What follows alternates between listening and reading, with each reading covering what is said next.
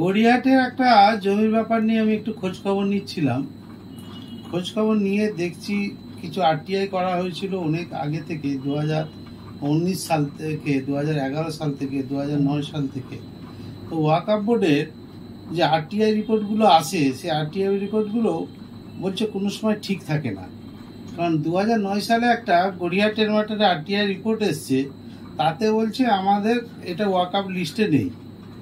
তো সেই মালিক আবার দেখছি 2012-তে আবার রিপোর্ট দিচ্ছে, ওয়াকফ বোর্ড থেকে জানতে চেয়েছে, সেটা বলছে ওয়াকফ স্টেটে তাদেরও রেকর্ড নেই। হঠাৎ 2021 সালে বলছে ওয়াকফের রেকর্ড আছে। তারপরে যখন খোঁজ খবর নেওয়া হচ্ছে, দেখা যাচ্ছে যে ওয়াকফের রেজিস্ট্রেশন বলছে 1938 সালে হয়েছে। অতএব জমিটির মানে পরম্পরা থেকে জমিটা দেখা যাচ্ছে 2017 সাল থেকে এই রেকর্ড হয়ে রয়েছে মালিকের নামে। উনি 2017 সালে জমিটা বিক্রয় করেছে ওনার ছেলেকে। আবার 2034 সালে উনি জমিটা আবার লিজ দিয়েছেন। আবার 2038 সালে জমিটা ফেরত নিয়ে এসছেন। ওনার নামে এখনো পর্যন্ত কর্পোরেশন থেকে মিউটেশন করে রেকর্ড চলছে। হঠাৎ করে এখন 2023 সালে কর্পোরেশন থেকে যখন মিউটেশনের জন্য রেডি করা হচ্ছে, মালিকরা পক্ষ থেকে রেডি করছে, তখনই হঠাৎ বলছে যে আমাদের নামে এটা রেকর্ড আছে। যখন ওয়াকফকে জানতে বলা হয়েছে, জানাতে যে আপনাদের কতটা জমি রেকর্ড আছে, ওয়াকফ বলছে আমাদের কোনো রেকর্ডে সেরকম লেখা নেই। তারপরে গোপন সূত্র থেকে খবর পাওয়া যাচ্ছে একটি জমি 3.5 বিঘার মতো জমি, 17 নম্বর গড়িয়াহাট, দুটো পার্টে অংশে। একটা পোর্শনটা একটা মসজিদ আছে, মসজিদটাও যে আছে সেটা রাইসুদ্দিনের নামে রেকর্ড আছে 1 কাঠা। সেই জমিটাকে কিছু লোক দখল করে নিচ্ছে, কিছু লোক রাস্তা করে কি বলে মাটি ফেলে মসজিদটাকে বাড়িয়ে নিচ্ছে। আর ওয়াকফ বোর্ড এখানে নিশ্চিত, আজকে ওয়াকফ বোর্ডের জমি যদি হয়, আজ পর্যন্ত 38 সাল থেকে আজ পর্যন্ত কোনো রেকর্ড কর্পোরেশনের কাছে নেই, অর্থাৎ মিউটেশনও করেনি কর্পোরেশন।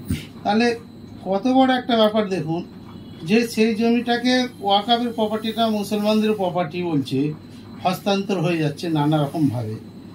তারপর বলছে ঠিকা, তো ঠিকাতেও বলছে ইনরোল হিসাবে দেখানো হচ্ছে। যখন মালিক পক্ষ 2015 সালে এটা কেস করে যে মিউটেশনের জন্য, সেই কেসেতেও বলছে ওয়াকফ বোর্ড যে আমাদের মিউটেশন করার ব্যাপার নিয়ে আপত্তি নেই এবং আমাদের এটা ইনভেস্টমেন্টই নেই।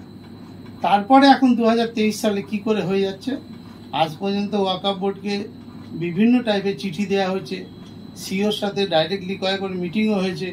উনি বলছে আমি কোনো উত্তর দিতে পারবো না। এই হচ্ছে ওয়াকফ বোর্ডের এখনকার সিচুয়েশন।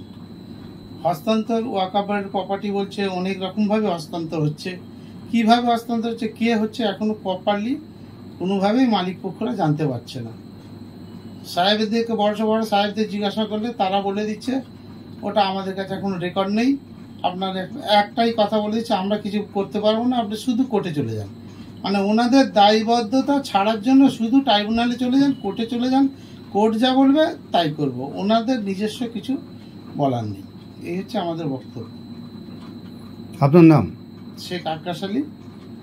ওই জমিটার প্রপার্টিটা নিয়ে আমি একটু দেখাশোনা করছি মালিকের পক্ষ থেকে, সেই জন্য এতগুলো ব্যাপারটা আমরা ভিতরে খোঁজখবর নিয়ে জানতে পারছি যে এই হচ্ছে সিচুয়েশন ওখানকার। তো মালিক পক্ষরা খেতে পাচ্ছে না, মালিক পক্ষরা তার পারিবারিক অবস্থা নেই, আজ পর্যন্ত তারা ট্যাক্স দিয়ে যাচ্ছে, কর্পোরেশনের মানে দুয়ারে দুয়ারে যাচ্ছে, ওয়াকফ বোর্ডের দুয়ারে দুয়ারে যাচ্ছে, ট্রাইব্যুনালে বলে দিচ্ছে ট্রাইব্যুনাল চলে যান, এখন আবার ট্রাইব্যুনাল করে আসুন। তা হাইকোর্টের অর্ডার হয়েছে, আবার ওনাদের বক্তব্য হচ্ছে ট্রাইব্যুনালে আবার যান। তো একটা মানুষ তারা সারা জীবন আজকে 1917 সাল থেকে জমিটা ভোগ দখল করতে পারছে না। এই হচ্ছে আমাদের সিচুয়েশন।